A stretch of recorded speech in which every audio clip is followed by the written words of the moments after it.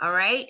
And today, here to present our keynote speaker is Abina Asante. And I actually have the pleasure of introducing her. Abina Sante is the Senior Program Officer at St. David's Foundation, a regional funder in the Austin area of Central Texas.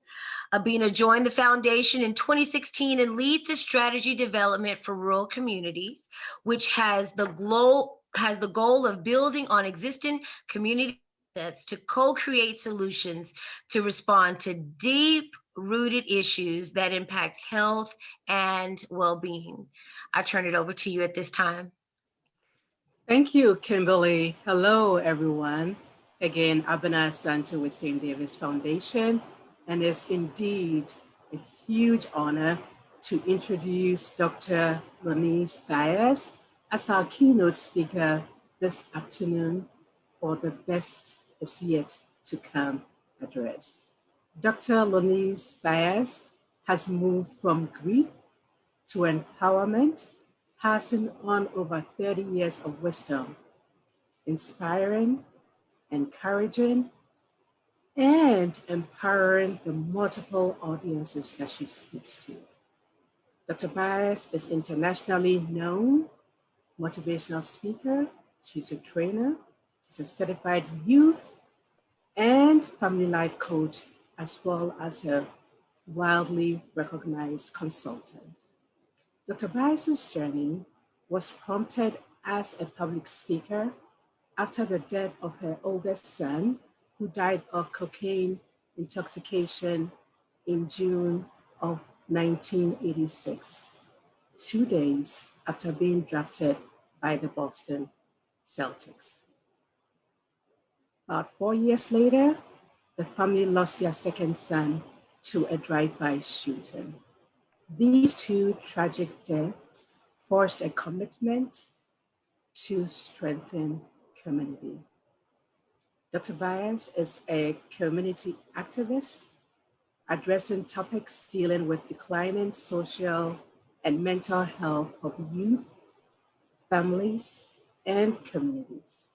She is the president of the Bias Foundation and B Speaks, where she has a weekly podcast appropriately titled Taking Life's Lemons and Making Lemonade. Dr. Bias has delivered several keynote addresses and appeared on numerous TV shows as well as radio programs. She received an honorary Doctor of Education from Anna Maria College and has been honored as the Woman of the Year. Dr. Bias is indeed a change agent who believes that hope is not extinct. The best is yet to come. Positive change can happen in our communities when we use practical, grassroots methods of prevention and intervention, believing everyone, not some people, but everyone within our communities are reachable, are teachable, are lovable, and savable. But we must change our approach in adapting to their needs. Dr. Bias, we are grateful for your work and look forward to hearing your powerful words. And I agree, the best is yet to come. And now I'll hand it over to Dr. Bias. Thank you. Thank you, Abina. Good afternoon. It is indeed an honor and a privilege to be here. As I was introduced, I am Dr. Lonise P. Bias, the president and owner of B Speaks Life. We are a life investment company that believes that hope is not extinct. We bring new solutions to old problems, and of course, the best is yet to come. I thank Lady Jane and her team for affording me the opportunity to be a part of this historic virtual event. And you say, well, Dr. Bias, why do you say historic? I say historic because this type of virtual platform is going on around the world today. We have had many challenges throughout 2020, and we're already into the second month of 2021, and we're still moving. No one has dropped the ball. We're still moving. So I'm so glad to be here and to have an opportunity. I am a firm believer that I applaud I applaud Lady Jane because she did not drop the ball, trying to pull everything together. She has moved us forward. I am here February 2nd at 2 o'clock your time, moving forward. I would like to share with you very quickly. I'd like to give a brief testimony before I get into the presentation. How my journey started as the best is yet to come. I'd like to give you a little background. I am the mother of the late Len Bias and Jay Bias. Len died of a drug-related death 2 days after being drafted by the Boston Celtics. And Jay died 42 months later in a drive-by shooting at a local mall, just 42 months after Len's death. And I thought I was going to die, and here I am here today. I use the deaths of these two young men as an opportunity to travel throughout the nation, encouraging individuals, bringing messages of hope, encouragement, and strength to youth and families and the community. I'd like to briefly share my testimony with you. I share it in a manner that's a bit different, but I think it'll be beneficial to the listeners. How you move from tragedy to triumph. When we look at the times that we're in today, it seems so hopeless. It seems like we don't know going to hear next. We don't know what things are going to take place. We're in such a time of uncertainty. Yesterday, I had to eulogize my uncle. I had to eulogize my uncle. Do you believe that? And because we had snow in the area and we were at the funeral and social distancing, I ended up having to do the eulogy, but I had to be the presider. I had to do everything. But guess what? We got it done. And I'm here today. And this is the mindset that we need today as we move forward. Hard times are not going anywhere. Difficulty is a part of our life, and we have got to learn to manage it. And we're doing so well. I would like to take this opportunity to share with everyone that is on at the conference today, who is on the call. I would like to encourage you that you're doing good. You're doing good. You got up out of bed, you sat on the side of the bed, you had to figure, what day is it? What am I supposed to be doing? But you got it moving.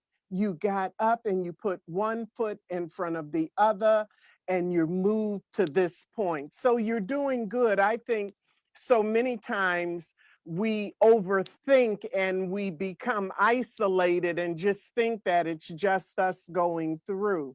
But all of us are dealing with some type of hardship, something that has made us uncomfortable. And life came 34 years ago and kicked me out of my comfortable position. But guess what? I learned to maximize my potential. And that's why I'm so excited about this conference, this 3-day conference, because out of it, we're going to have takeaways that are going to help us maximize our potential. So my testimony.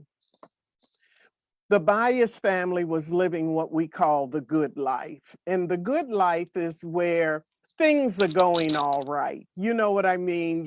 You're doing life, everything is okay, but you still have dreams and hopes and different things. You say, if my life would be better if I had this, you see what I'm saying? And sometimes we're in the good life and we don't know it because we're thinking about, if things were another way, my life would be better. Well, the Bias family was in the good life. My husband and I were working every day. We had 4 children. They were all in school, a son in college, of course, Len Bias, and we were doing life, minding our business. But even in the good life, we were still saying, oh, you know, life would be better if we had this or we did that. But we didn't know we were in the good life. Guess when we found out we were in the good life? When the nightmare comes. You never know that you're in the good life until the nightmare comes. And when the nightmare comes, you get that phone call, something that breaks your heart, something that troubles you. You realize how good the good life was. You see what I'm saying? And so it is with so many of us. We're enduring hardship, we're going through, but let me tell you, we have to be content in where we are because there are so many levels below where we are today.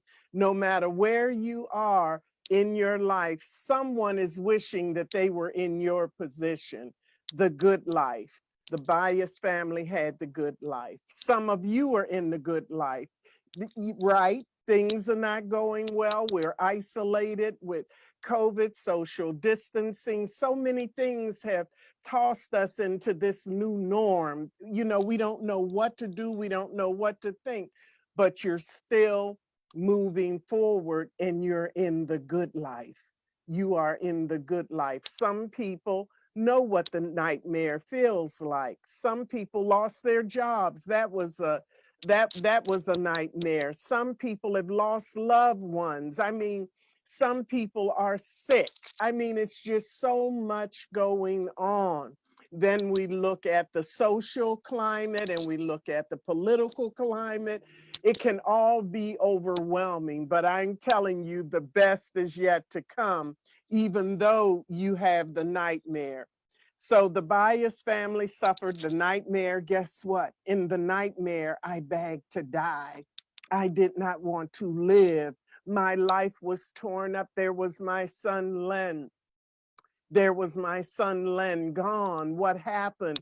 He was supposed to be a professional athlete. He's gone. What happened to my life? What happened to my life? And I begged to die. I did not want to live. And here I am today. Then 42 months after the death of Len, my youngest, my son Jay was violently murdered. Oh my God. And I forgot to tell you, I am a woman of faith. I am a woman of faith. And I'm saying, God, wait a minute. I am serving you and I'm promised pearls in my hand, and all I have are dead leaves standing on one son's grave, burying another. What happened to my life? What happened to my life? And all I heard was, Lonise, the best is yet to come. And here I am today to tell you the best is yet to come. There is life after death. You have the good life. You have the nightmare that comes, but everything is in a season. It takes seasons. We're going through life seasons, and you have the good life and you have the nightmare, and then there's life after death. No matter what situation that you're going through in that nightmare, you will move on. You will move on. And with prayer and hope, you can build, and with the resources that Integral Care is providing and so many of the sponsors, these are our support systems that help us to move on, to help us to get through. So there's life after death. I begged God to die. I stood on Len's grave and buried Jay, and here I am here encouraging other people. It's because of the grace of God and the mission that I have been called for such a time as this. In the life after death, you begin to build. You begin to build. Let me share something with you. Everyone will experience some type of loss, something you value, the loss of a loved one, something you will lose something. It's called life. But the important thing is, while we have had that loss, we must value and honor what remains. And so many times we can get wrapped up in what was lost, we forget to be grateful for what we have in our hand. When Len died and I begged and I cried and I wanted my sons back, all I heard was, Lonise, eat the loaf of bread in your hand and stop begging for more. No matter what we're going through personally, as a family, community, and corporately as a nation, no matter what we're going through, you can make it. And the best is still yet to come. Why? Because Dr. Lonise Bias is sitting here clothed in her right mind most of the time, telling you that the best is yet to come. Life after death. When I laid in the floor and I screamed and I cried over the deaths of my sons, I said, how would my two remaining children make it? I couldn't figure. How would they make it? How would they make it? How would my husband and I make it? How would we press on? How would we endure it? Today, guess what? My two remaining children have given me my husband and I, 6 beautiful grandchildren. But I couldn't see it before because it was so dark. It was such a desolate place. I had never been there before, and I was screaming, just let me die. I don't want to live. I don't want to deal with this. But guess what? Lonise lived and she saw the salvation and the goodness of God. His grace has kept me. So we're in new beginnings today. We're in new beginnings. And I want to share just this little tad bit about death, what I learned from burying my sons, my mom, my dad. As I said, all of us have suffered some type of loss. But the thing is not to forget what remains, your loved ones that you still have, your health, your strength. We have so much to be grateful for, even though we're grieving and we're in pain and we don't like where we are. I'm not saying that you should be joyous about the climate that we're in today. I'm not saying that. I'm saying that you have to endure and press through. Endurance is the ability to withstand stress and hardship. And many of us don't think we can take another thing. We're ready to throw in the towel. And you know what throw in the towel and throw in the towel is a boxing term that is used when two opponents are in the boxing ring boxing and one is getting the best of the other opponent. His corner, his manager will say, throw in the towel. He can't take any more. No, we're not throwing in the towels in our Afro-American communities. We're going to get up and pick up our beds and walk, and the best is still yet to come. So when you're in the life or death situations, we have to, when we're in new beginnings, we have to start rebuilding again. The best is yet to come. I begged to die, and here I am, right here today. I stand today because of my faith in God. And I want to share something with you. First of all, I come to offend no man. Any reference I make spiritually, I'm talking about my own walk, my own faith. I am keenly sensitive and aware of the fact that there may be other people that come from different faiths, different religions. I respect them. I don't come to offend no man. I'm talking about my own walk. And I stand today because of my faith in God. And these are a couple of lessons that I learned in dealing with grief. And grief is deep hurt, deep sorrow. And it doesn't have to be the death of a loved one or the death of someone. It can be the death of a dream, hopes, disappointments. All of us have experienced something where a knife was put in our heart and grief was caused. I'm telling you, it's just called life. Life is a bowl with lemon and honey in it. Sometimes it's sweet and sometimes it can be bitter. But as we move on in life, I would like to share with you about dealing with grief. And the first thing is you have to come into agreement with death. You know, so many times, and I say this as because of my faith, and I'm speaking to the people who may be of my faith, which is I am a Christian. My faith is in my Lord and Savior Jesus Christ. But we sometimes, when death comes and things happen, we just think it's not fair. It's not supposed to happen to me.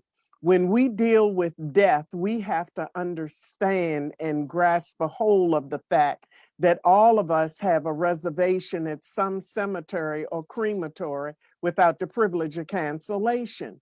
Everybody will die. No one is standing here saying, I will be 150 years old. I'm not going to die.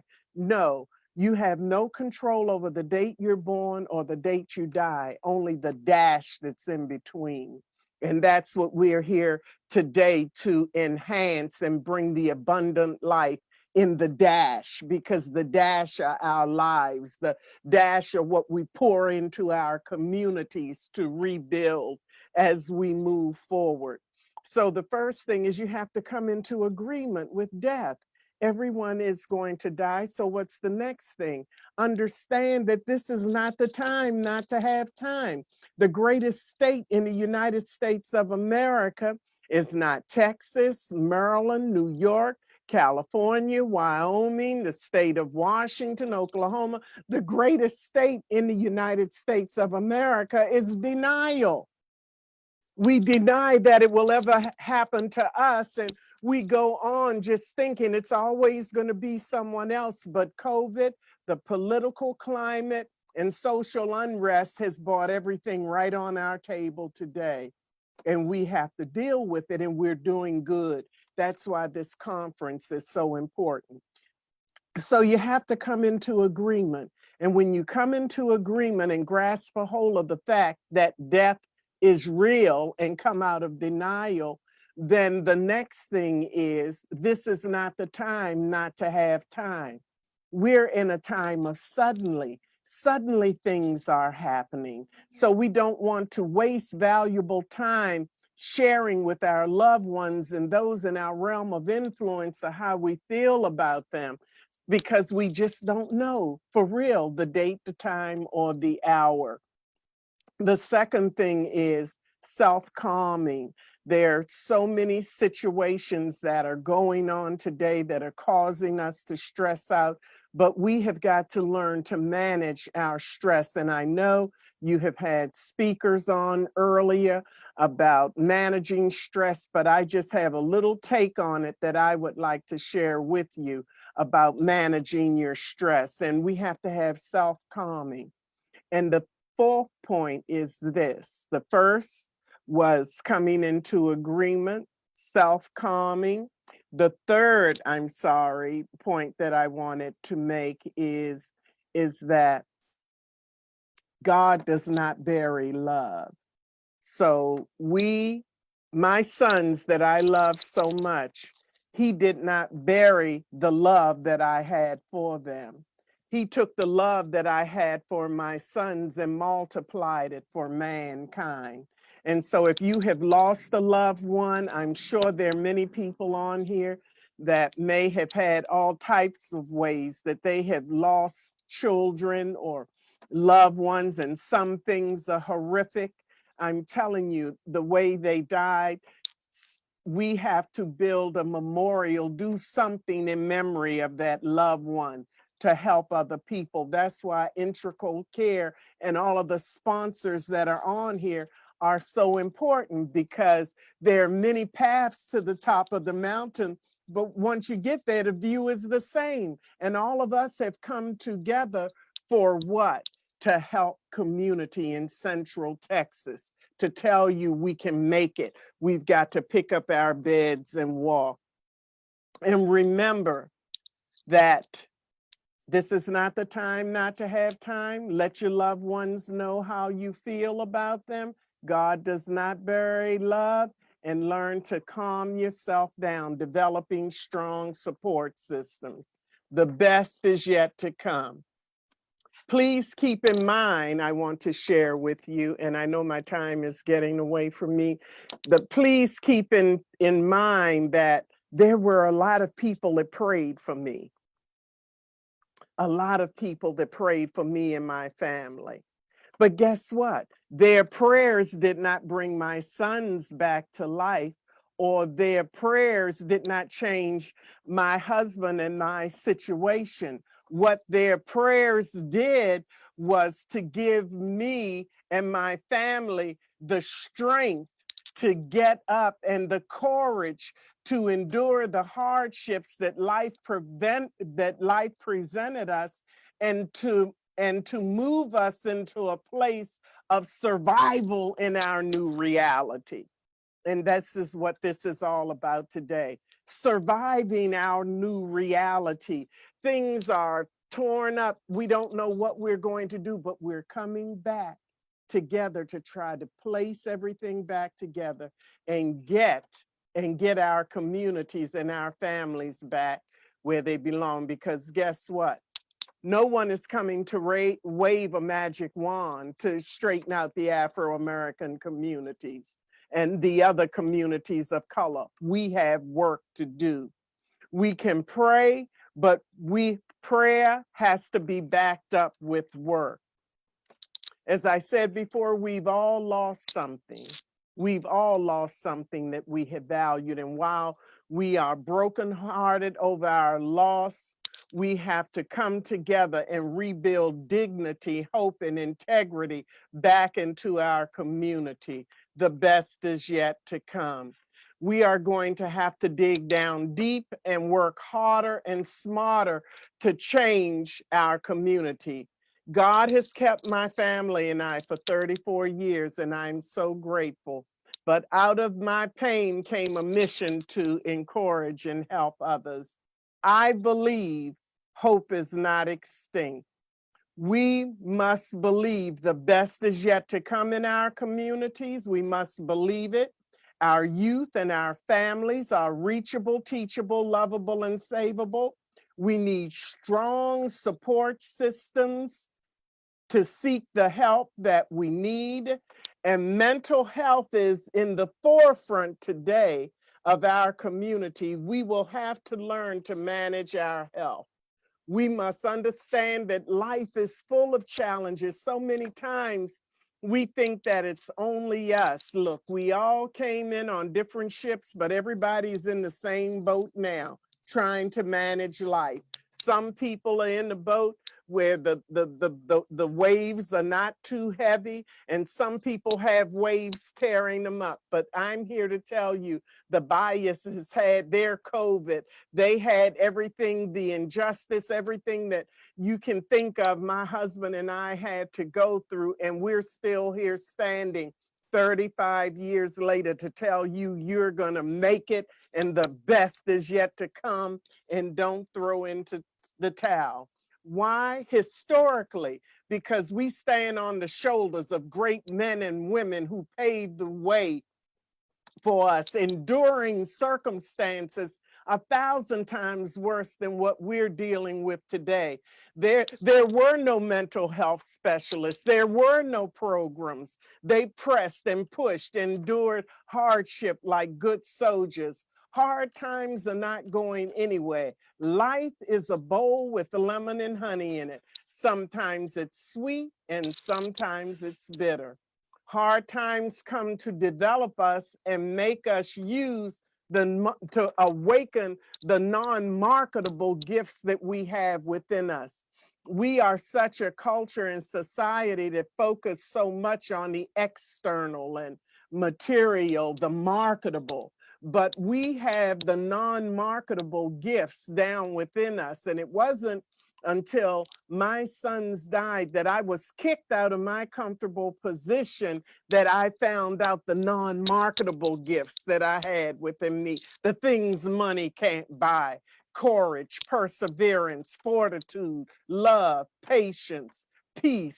And all of this is coming to stir up the gifts that are within us and unload some of the other things that have us overwhelmed and have all of the good stuff covered up, the non-marketable. That's why I'm here today, because of the things that money can't buy. Not because of money, but the gifts and the treasures and the wealth that we all have down within us today. That's what this is about, stirring up so that the cream can rise to the top and we can go back and snatch our communities back and rebuild and shape our young people and give them hope, and parents showing them the new way to parent, how to be patient, how to love. The best is yet to come.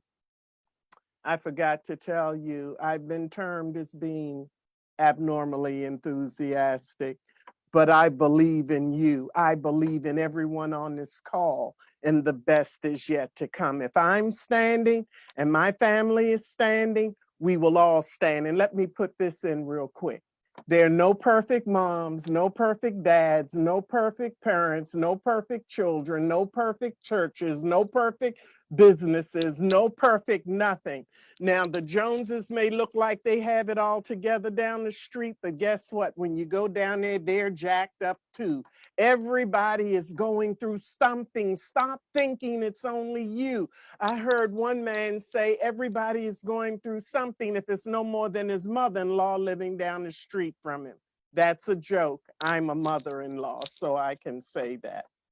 Stress is not going anywhere. We have to manage our stress. We must manage our stress. And I know that there may have been presentations earlier today or workshops about stress, but I'd like to put these few pointers out. We must understand that there are five types of stress that we deal with on a daily basis. And all stress is not bad. Do you understand now? We look at Lady Jane and her team putting this conference on, and all of the sponsors and everyone doing all of the background work and everything that's going on.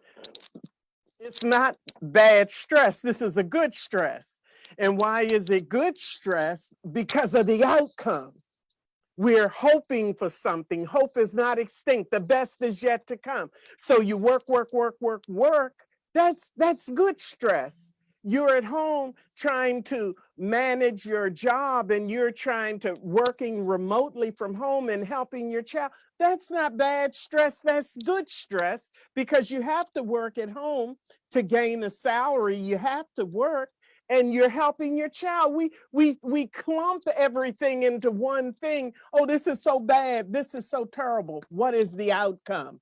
If you have a favorable outcome that you're looking for, it's not bad stress. It's good stress. So we're going to run through these stresses real quick. We have enough bad stress. I just need everyone to be able to identify everything in their life is not bad stress. It's stress. Stress is not going anywhere. It's a part of life. It's how you manage it and how you identify it. The first stress is anticipatory stress. And anticipatory stress is the stress of the future. So many people today are caught up into tomorrow, caught up into next week. What's coming? What's coming? What's coming? I'll tell you, I made it. This is my testimony, living one day at a time. God, give me this day my daily bread. Just help me make it through one day. And it's a process to learn how to do this when you have so much coming on you, so much oppressive information, so many decisions. But I'm telling you, I made it. You can make it. And I'm sitting here most of the time clothed in my right mind. You can make it. Anticipatory stress, worried about the future. Then you have residual stress. What's residual stress? The stress of the past. You cannot go back and manage your past. If you have problems with things that happened with you in the past, there are so many resources that are available today that can be therapeutic to help you to get through the process one step at a time. As I said before, no magic wand is coming to clear everything out and make everything right. It's going to take the time that it takes for us to get back on course, for us to rebuild ourselves, for us to refocus on how we're thinking, how we redirect ourselves. So you can't go back and manage your past. That's gone. And if you need help with it, there are resources there to help you. Chronic stress. All of this about COVID, so much political stuff going on. I mean, we're just sick. We're sick and tired of being sick and tired, and we want to hear something different. And we think that if we get a new president, we get new leaders, if we do this, that, and the other, and guess what? You still woke up with the same headache. You've got to manage it yourself. You have to manage it. And we have to stop setting how we feel over things that we don't have control over. As long as everything is going the way I want it to go, I can be happy. As long as people do what I expect them to do, I can be happy. As long as conditions are right, I can thrive and be joyous. No, we've all been kicked out of our comfortable position, and we're going to have to find joy, peace, love, all of the non-marketable tools that are down within us to stand up in these dark times and the times that we are trying to find our way.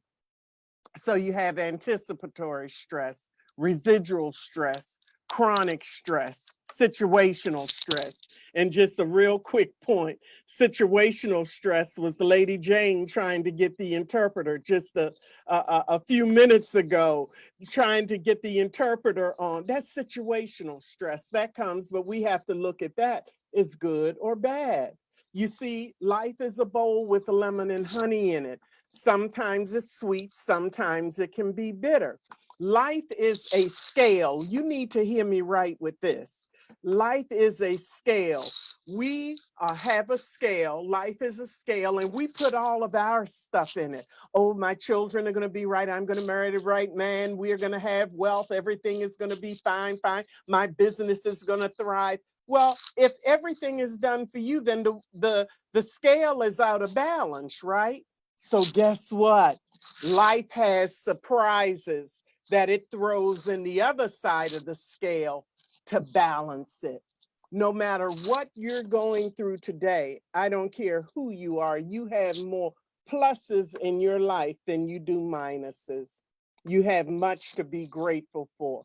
Trying to find the good life, the place where you don't have to deal with anything, it does not exist. It is an exercise in futility. It does not exist.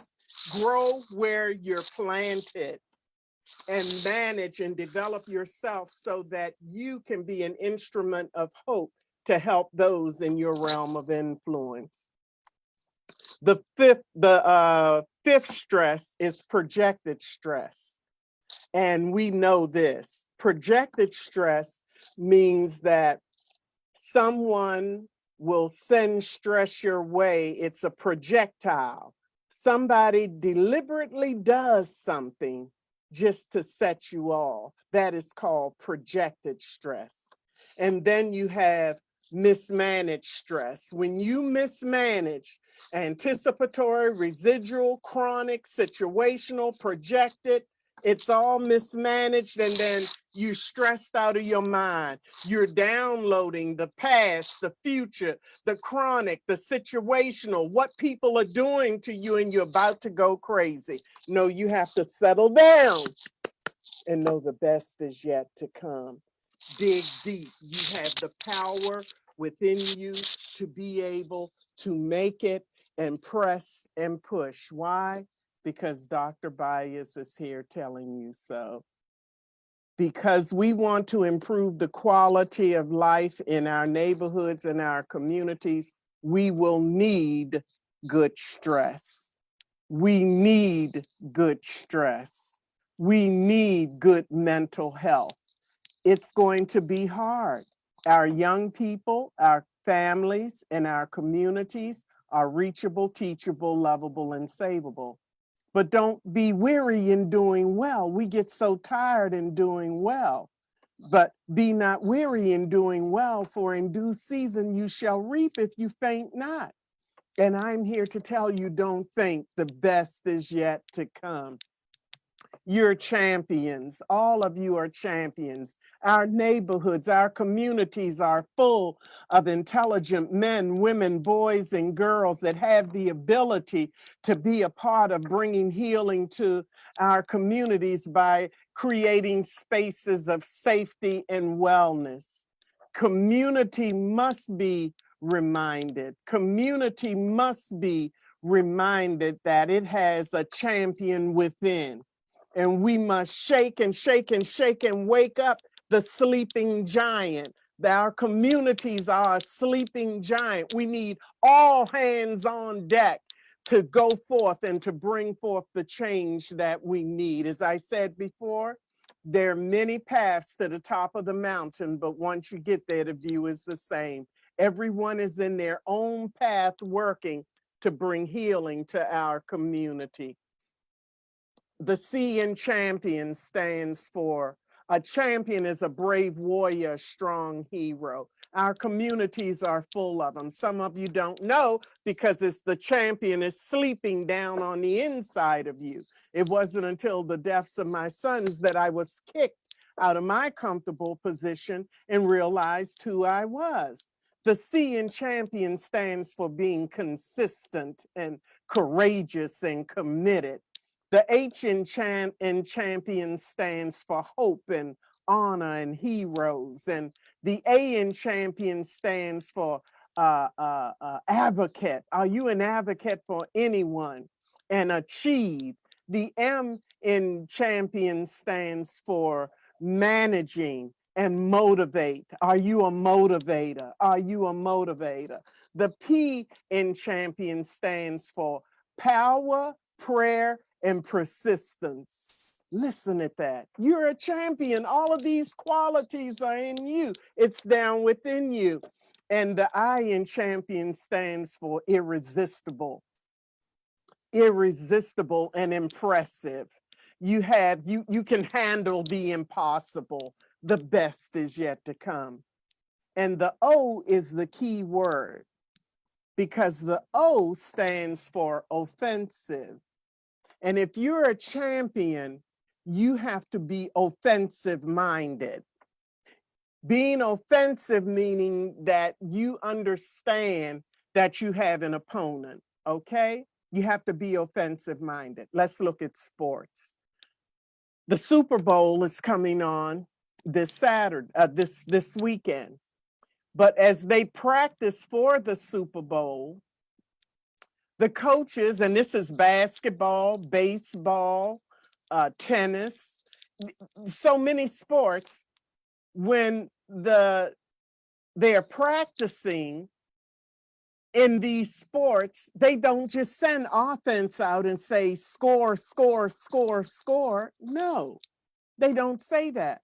What they do is they have another team that they bring out that they hire specifically to be the practice team so that the offense will have defense that they have to face.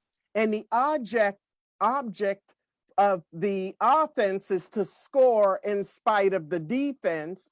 And the defense's objective is to score in spite of the offense. So don't be overwhelmed. You are offensive minded. Know that you are going to have defense, but you can't be intimidated by that defense that is there. The only way you can get oil from an olive is to crush it. The only way you can get juice from an orange is to squeeze it. The only way you can get oil, a diamond out of coal, is under millions and millions and millions tons of pressure. So you're going to have someone there always opposing you, but you have got to use strategies to get past it. You understand what I'm saying? You have to be offensive minded, thinking all of the time, how can I strategize to get this done? Yes, we have great opponents and we have giants in our community that are not favorable for our community, but we can get around it together with all hands on deck. The theme is we will heal together. We will heal together. We will heal together. We will come together as one and renew and rebuild our communities that they will thrive and not use other people as an excuse to fail. The best is yet to come. The N in champion stands for notable, striking, and unusual. And the S in champions stands for seasons. Life has seasons in it. Some of us are in the season of summer, and summer is where you having a good time, things are going pretty good. You know, stuff isn't all in order, but you know, you're doing pretty good. You're doing pretty good. Some of us are in the season of fall, and fall is where you reminisce about how good the summer was. And then some of us are in winter. And winter is where you hurt, you ache, you're disappointed, your heart's been broken, you don't know what to do. It seems like all hope is gone.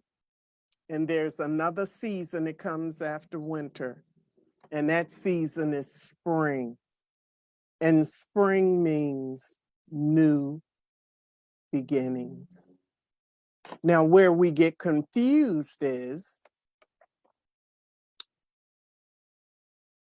it may be winter in one place in our life, and we'll make our entire life winter. We can't see that in our life while we're experiencing winter, that it's someplace else in our life where it's summer, it's someplace else in our life where it's spring, and someplace else in our life where it's fall. And when we can identify and have gratitude for the good things that remain, remember we talked about that earlier, all of us experience some kind of loss, and we hurt and we ache about it, but we have to honor and value what remains.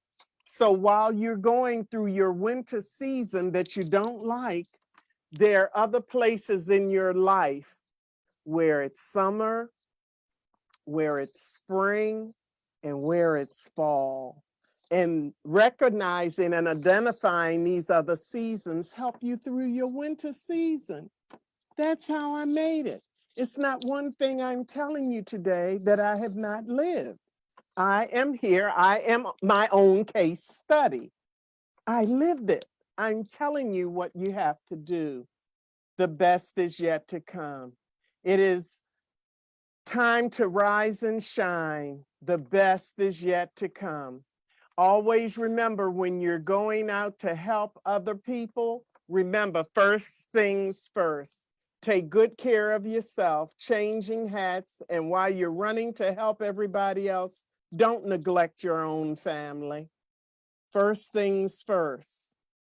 First things first. Take care of yourself and take care of your family, because we can go out and pour so much into what we're doing and get home and don't have anything for our family. And I say this especially to women.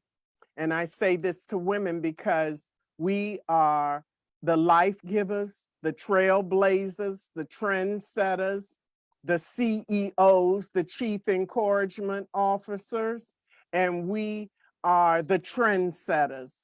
We have to be able to manage and deal. We're very emotional, but we have to be able to manage our job, our family, our home life, our children. We can do it. I've had to do it for years and haven't thrown in the towel. The best is yet to come. And another thing, parents, I'd like to explain to you very quickly, and that's anyone helping youth or anyone.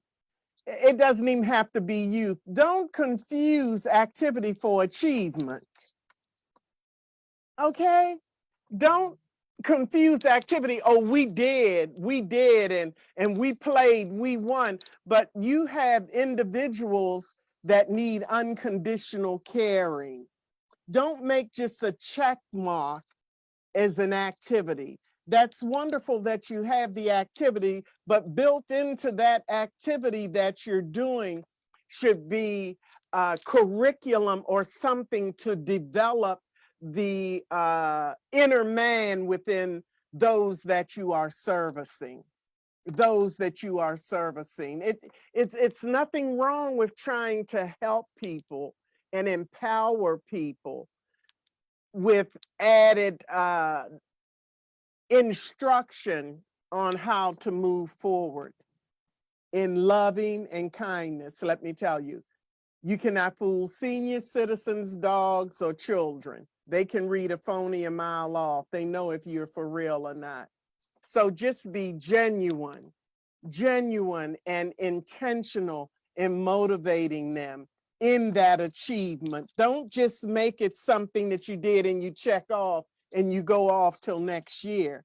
No, we have to build resources where we have prevention measures in place and helping through the process for the long term, not short term, long term.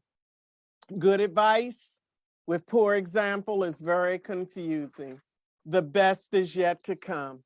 We must change our approach in adapting to the needs of the community, our youth, and our families. What worked in 2010 won't work in 2021. We must step our game up.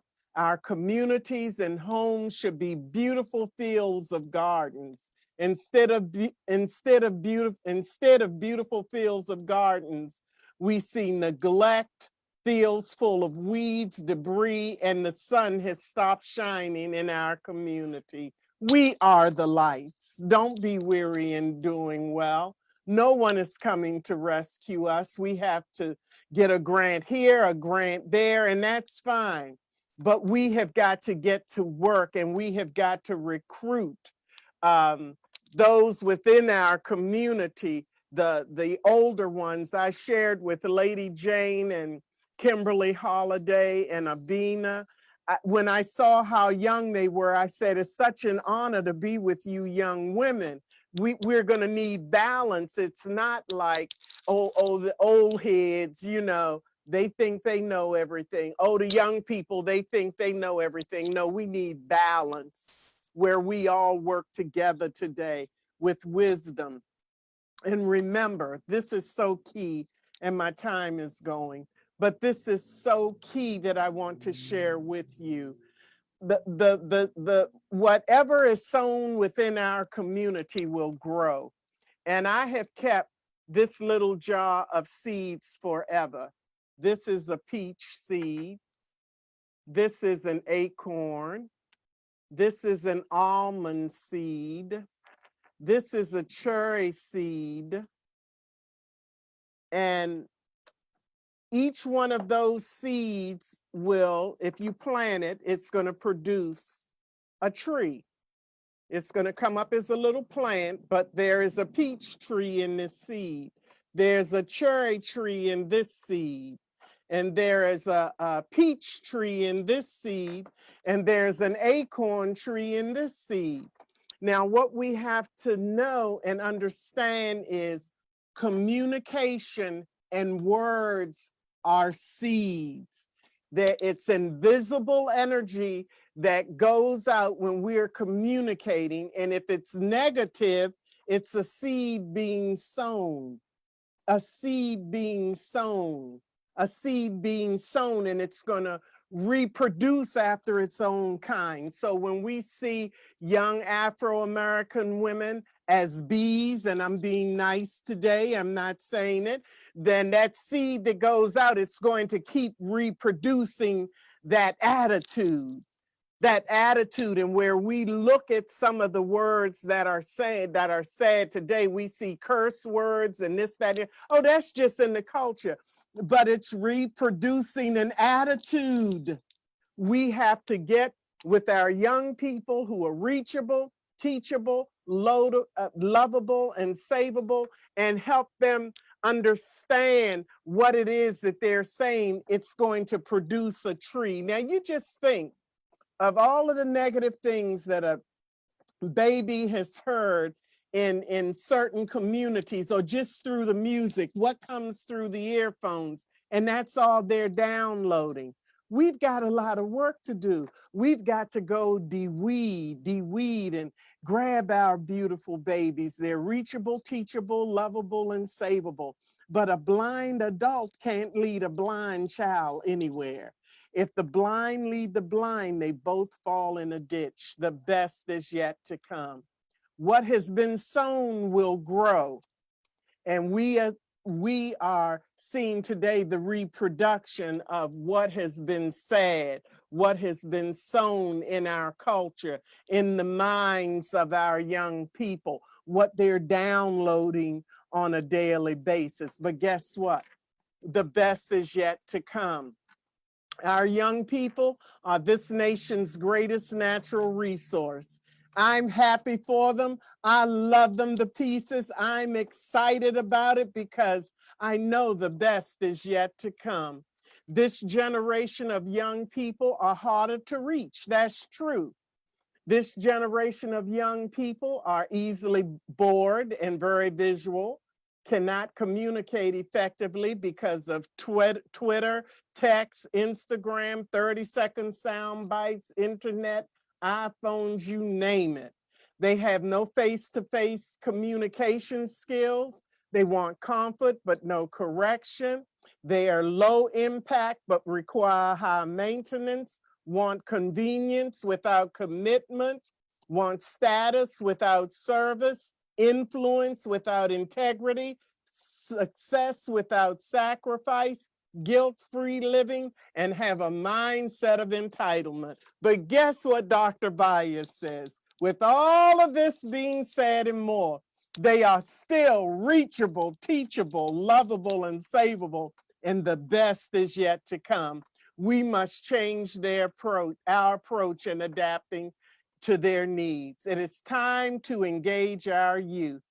6 lies that our young people believe that hurt them. Disrespect for authority, and I teach young people all of the time.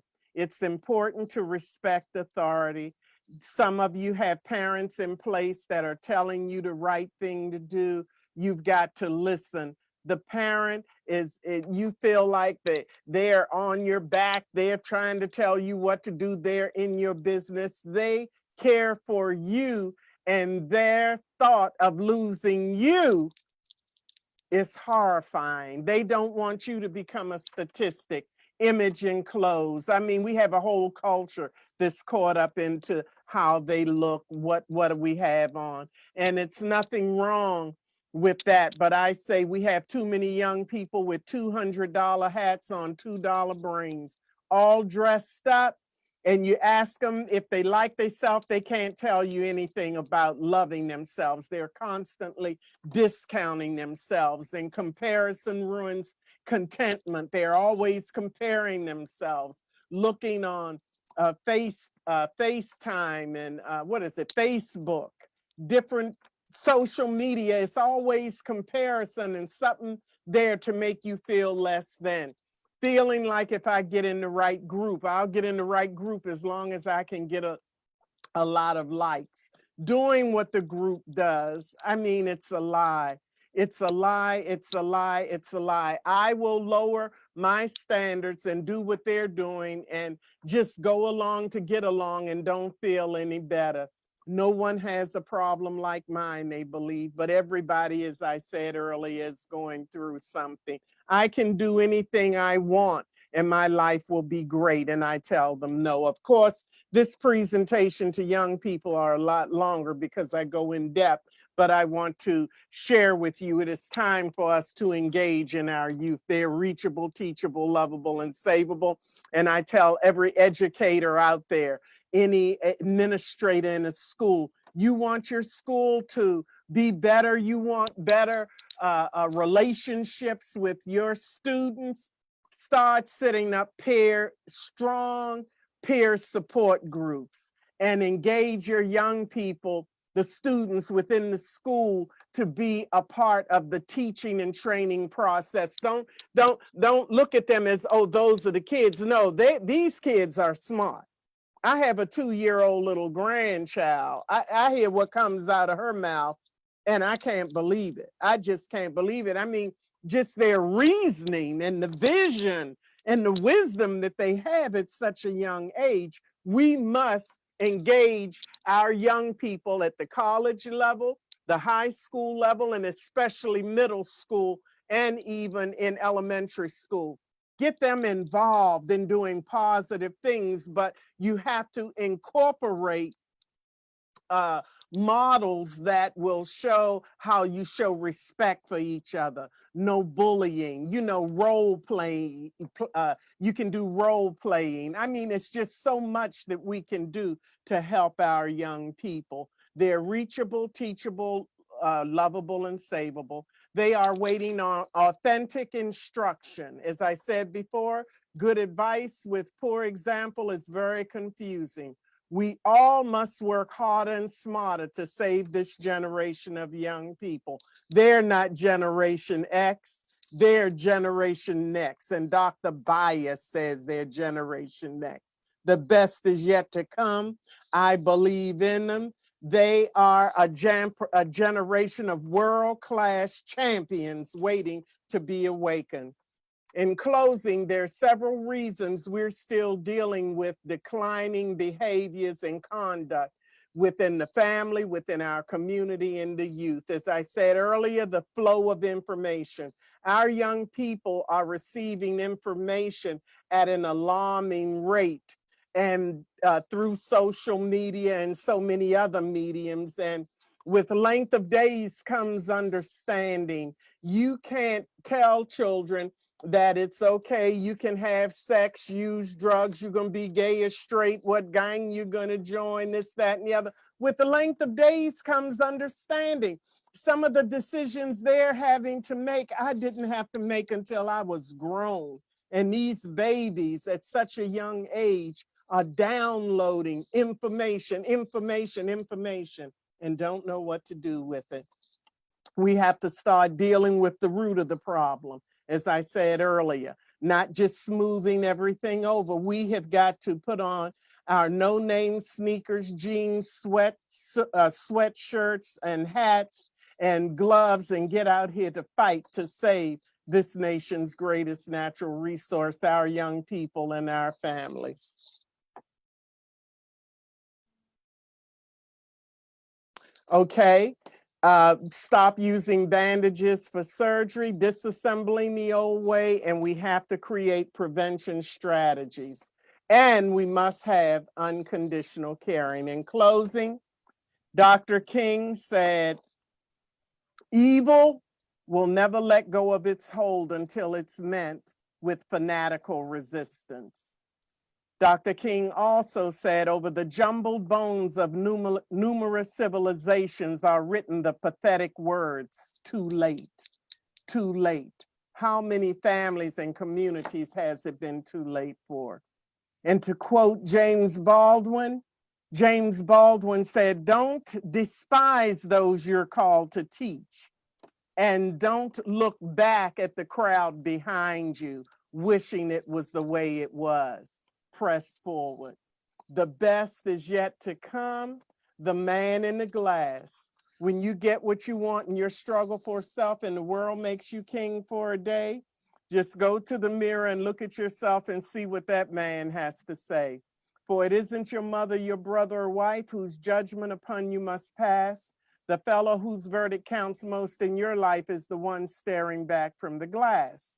Some people might call you a straight shooting chum and call you a wonderful guy, but the man in the glass says you're only a bum if you can't look him straight in the eye. For he's the fellow to please, never mind all of the rest, because he's going to be with you clear up to the end. And you've passed your most dangerous and difficult test if the man in the glass is your friend. You may fool the whole world down the pathway of years and get pats on your back as you pass. But my beautiful, precious people, our final reward shall be heartaches and tears if we cheat the man in the glass. We're the men and women and children in the glass. Where we're coming from is not important. Where are we going? Remember, faith untested is powerless. Our faith is being tested and increased. Remember, we can no longer let our past drain us of all of the strength for our present and our future. Looking back and delving back on where it was and what we put so much strength in it, we don't have strength for the present and for our future. Grief is like the ocean. It comes in waves, ebbing and flowing. Sometimes the water is calm and sometimes it's overwhelming.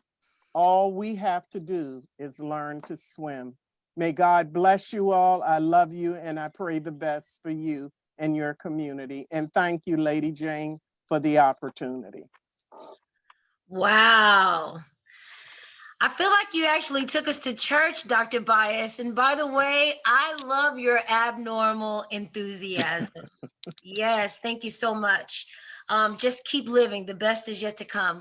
As I said before, we do have time for some questions. I do see some hands raised, but I want to make sure that I get to the questions I have in the Q&A first. So first of all, we'd all like to thank you for sharing your amazing testimony and for showing up real and authentic.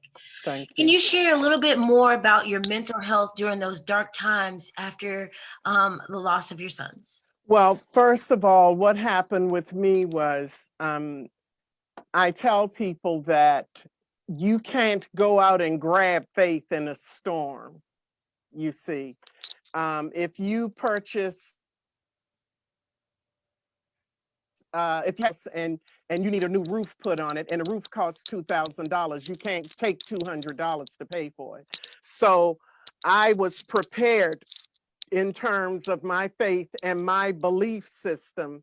That's what carried me through in the midst of the storm. Even though I was hurt and I was torn up, my faith brought me through because I already had invested in my faith. Amen. Thank you for that. All right, before I get to one of my hands raised, I want to ask this next question. And what were people's reaction to your son dying of a drug overdose? Well, it was very sad. It was so tragic. I think about it. I was sharing with an interviewer that we actually received letters from then President Ronald Reagan, the Bush family. I mean, from the heads of state down, everyone was just torn to pieces. And just to see people throughout the world weeping and crying that were sports fans. And I'll share this with you. 34 years ago, there were three types of fans. There were Michael Jordan basketball fans, Lakers fans, and Boston fans.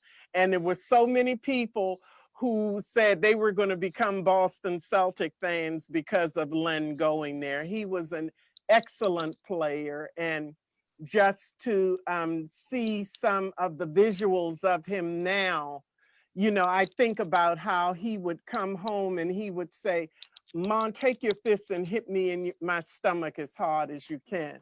I didn't know what a six-pack was then.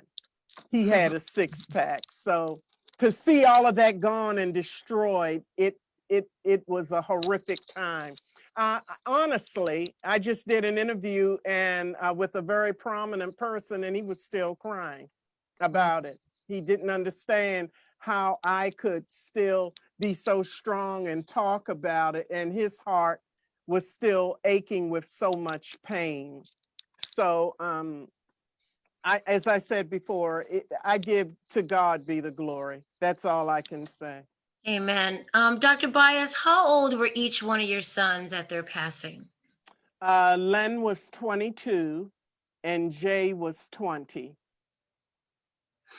Thank you for that. Yeah, that was hard. Hard. And when Jay died, I had made up my mind that I told my daughter, I said, I'm not going to open the coffin. I'm not going to do anything. I just cannot do this again. I wasn't going to celebrate Christmas. I wasn't going to do anything because he died December the 4th. And my daughter told me, she said, Mom, what about us, me and my brother, you know? And that's why I say you have to honor what remains. Sometimes we can get caught up into that thing of the pain is so great. But I tell parents, you have to be there for your children. If you have to go drive and scream and cry and fight and ask God why and tell him it's unfair, but when you come back, you have to be strong for your children. We have to honor what remains. Thank you for that.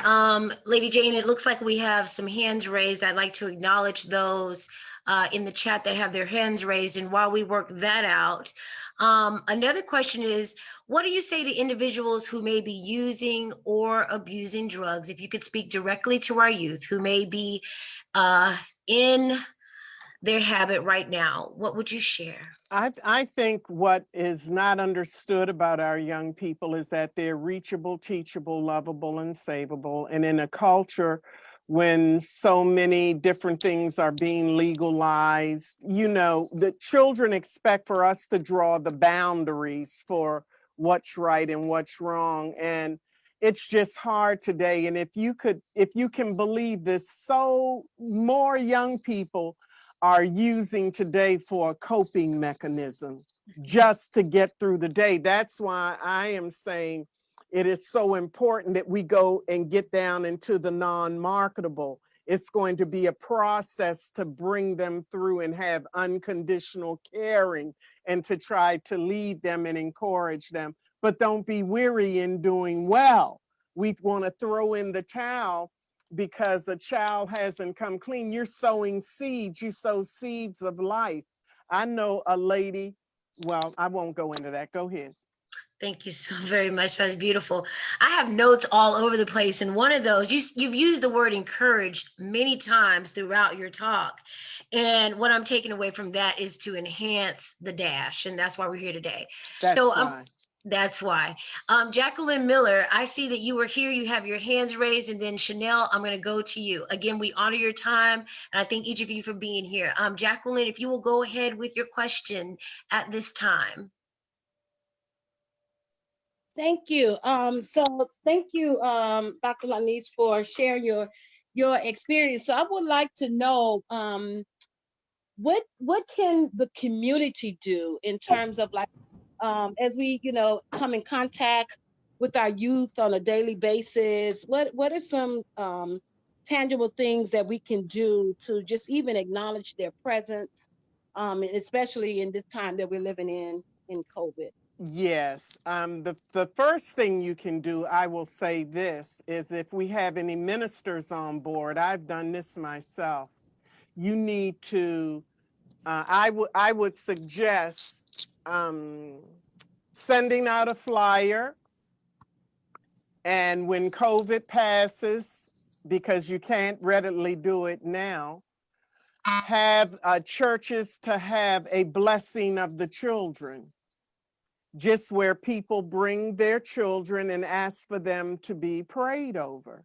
You know, we do so much, especially in the Christian community.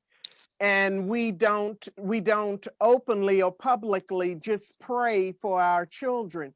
We need to have a word spoken over them that they will live and they will be successful. We have to speak life over them. We can't continue just to say, oh, look at them, they're doing this, that, and the other. I mean, how do you reverse learned behavior? What resources were not in place to help them? So the first thing I would suggest is praying for all of our young people. And what I did was a lady let me use her church. I sent an information out and people brought their children. And if it's a lot of children, you just have people just to speak life over them. They shall live, they shall be successful. You will never use drugs. You know, it's just so much that you can speak over them. I just said that these seeds that I have are life, and the life, we have to speak life over them. And the second thing, which is really key, is finding a space where they can gather and where they can be supervised, chaperoned. They're looking for places of safety. They love men and women that love them.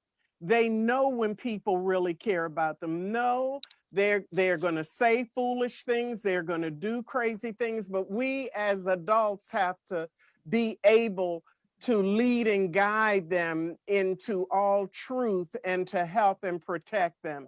So praying over them, providing them with places of safety, and letting them have a seat at the table. They need a seat at the table to tell you what they're dealing with. It's like I'm sitting here and you say, oh, I'm going to buy Dr. Bias a mink coat. I don't need a mink coat. I need you to talk to me about what's relative to me and to come to me. So giving them a seat at the table and going with open hearts to hear what they say. Now, they still need our guidance and direction. We have too many people that have become too subservient to their commands or what it is that they want. They need wisdom and guidance and direction, but unconditional caring should be the root of it. And the fourth thing would be to engage adults, to give adults and parents training and that service young people a more excellent way on how to handle them. We don't need adults that just tolerate them. Tolerance means I just put up with you because, you know, in an hour you're going to be out of here. No, we don't need that. We need people who are patient. And patience means I expect something good to come from it. So we need people that can be patient and remember how we were when we were young. It's just accelerated to another level. Thank you for that. All right. And while Chanel gets her hand raised in this virtual room, Emmett Hayes wanted to know, are you a Celtics fan? I would have been if Len had played, but I have been to Boston on a number of times. I do work in that city, and I am not a Celtic fan per se, but I enjoy basketball. Thank basketball. you so much. And Chanel, thank you for your patience. We are ready for your question. Okay, thank you. Nice to see you. Is it Dr. Bias?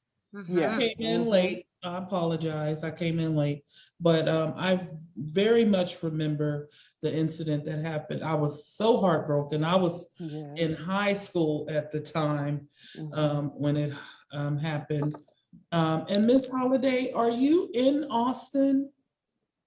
I am. Okay, I would really very much like to have your contact information because I really like what Ms. Bias was saying about getting the peers involved. My daughter goes to a predominantly Black charter school. I don't know if you heard it, called Texas Empowerment here. And I was, as soon as I heard her speaking, when I got through, it's like I couldn't wait to get on the phone and talk to the superintendent. And I was just like, this would be so great to have something like that where, especially in this pandemic, because that's all they're on is the games, just somewhere where they could gather and talk about what, of course, being monitored, what they're going through and experiencing, not being able to talk to their friends. And some of them are becoming latchkey kids. So kids get into things because of this pandemic. Parents still have to go to work.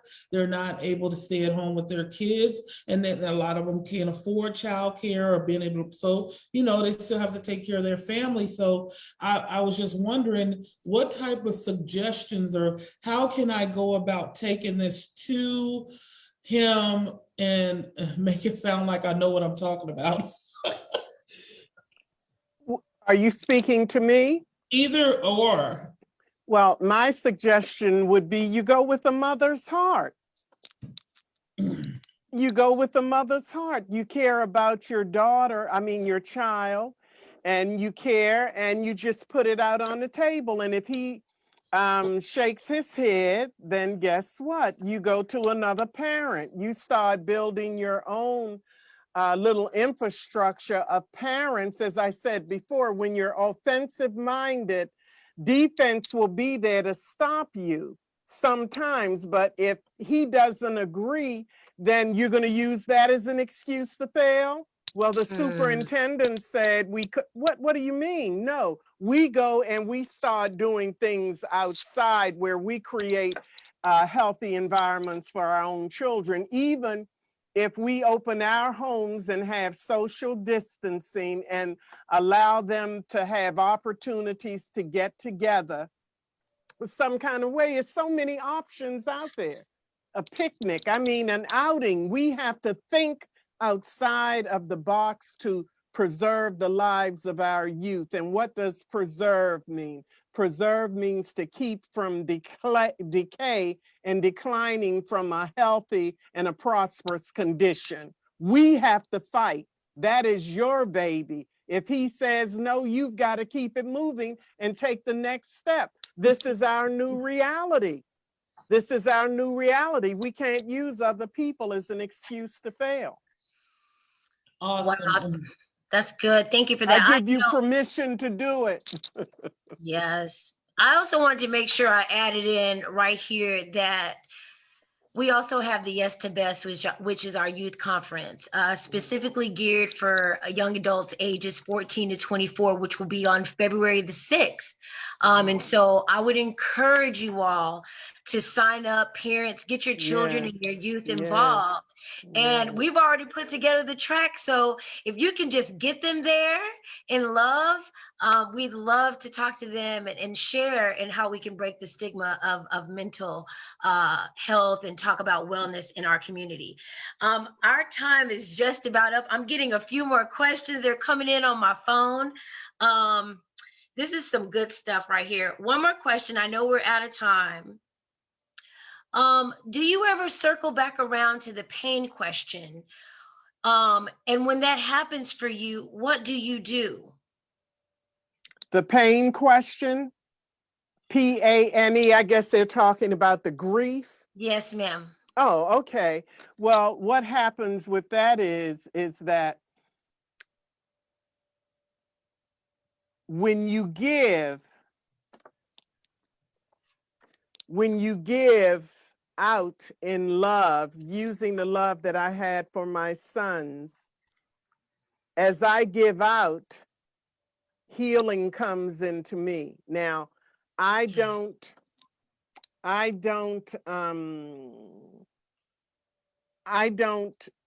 it's not like I grieve. I allowed myself to heal. I gave myself permission to heal.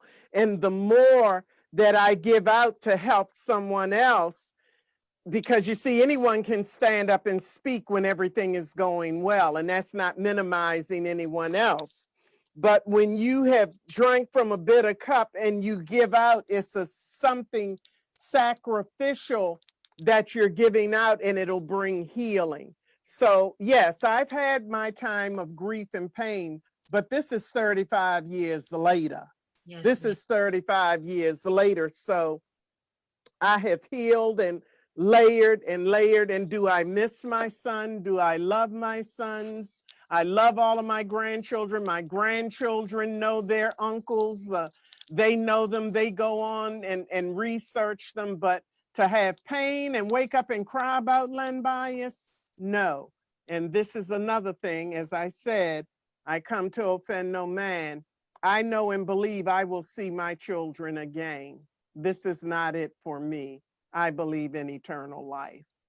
My belief system. Wow. I think we are out of time. I can't really tell because we're in these virtual hallways if people actually have their hands raised up. But you know, the church services run a little bit over. But this has been so good and so yummy. Lady Jane, I'm waiting. Lady Jane is giving me some notes here.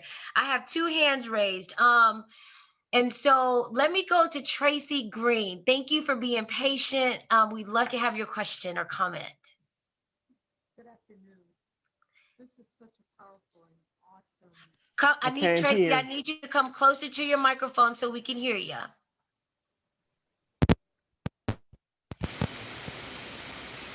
No. This is just a part of being in the technical, in these virtual rooms. All right, while she's working that out, Dennis Hall, if you can unmute yourself and give us your question while Tracy figures that out, we're gonna give her time and then we're gonna wrap it up. Dennis?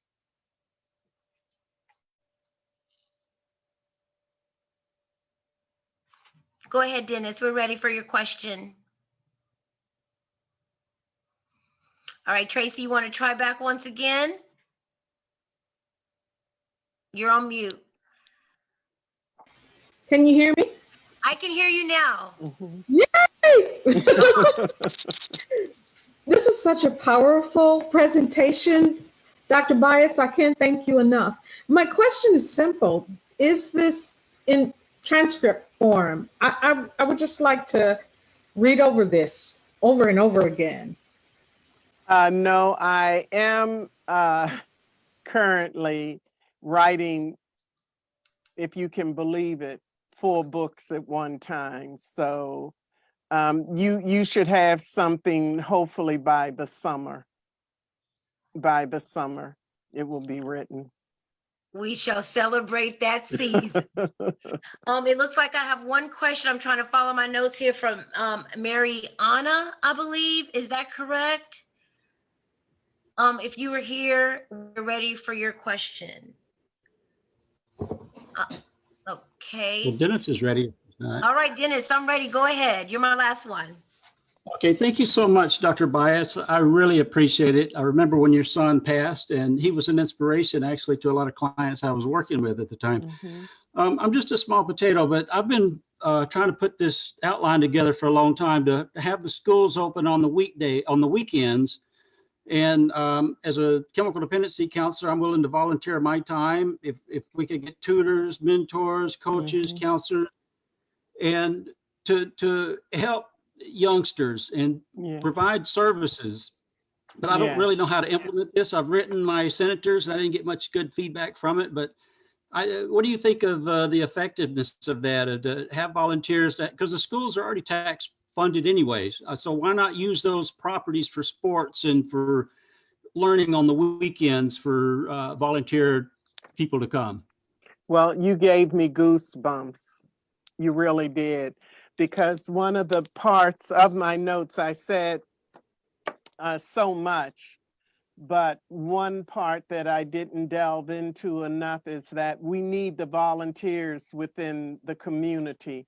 The fields are so white with harvest, but the laborers are so few, and we need to recruit volunteers. But I wouldn't only use chemical dependency. I would go and look for retired educators, law enforcement, military, you know, people that have wisdom. But before you can do that, when you do that, part of your planning has to be preparing them to work with the children.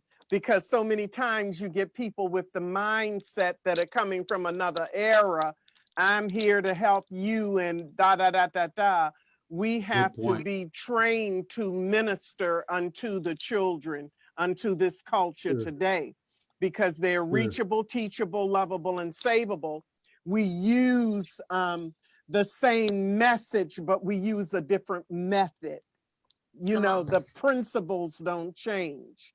What worked years ago will work now, but the method of how we bring it across has to change. So you're right on point. And as I said to one of the other callers, you know, don't worry about your congressman and all. If you can find community leaders and people that will buy into it, and you just not looking for people just to jump on board just to be doing something. If you take your time, you'll find people that have a heart for this, and get them together, and then you all come together and plan, and then you move, because the harvest isn't going anywhere. We need the laborers to be taught and to brought forth to help these young people. Thank you, Dennis, for your question.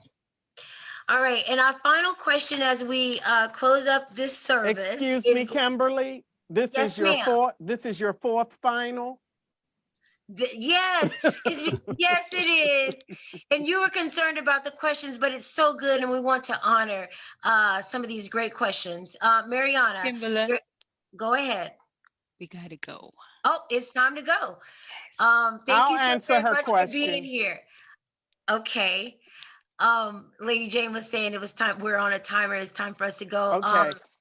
Dr. Lonise Bias, on behalf of us, all of us at Integral Care and the Planning Committee of Central Texas African American Family Support Conference, we thank you so very much for being here today and authentically sharing of yourself and reminding us to enhance the dash and that we are all champions. Thank you so much for being here, and thank each of you for being intentional, for being here today. Have a great afternoon session. Thank you. Bye-bye.